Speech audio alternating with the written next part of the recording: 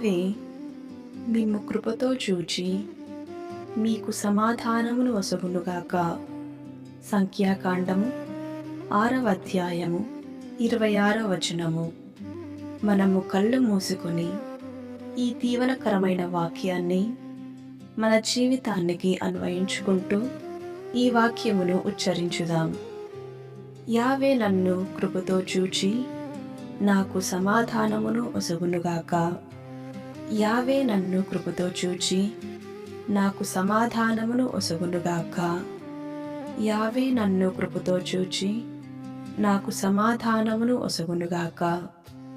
యావే నన్ను కృపతో చూచి నాకు సమాధానమును ఒసగునుగాక.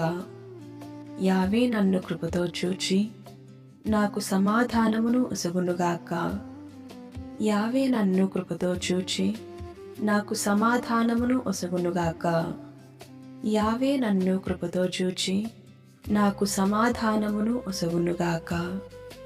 యావే నన్ను కృపతో చూచి నాకు సమాధానమును ఒసగునుగాక. యావే నన్ను కృపతో చూచి నాకు సమాధానమును ఒసగునుగాక. యావే నన్ను కృపతో చూచి నాకు సమాధానమును ఒసగునుగాక. ఆమేన్.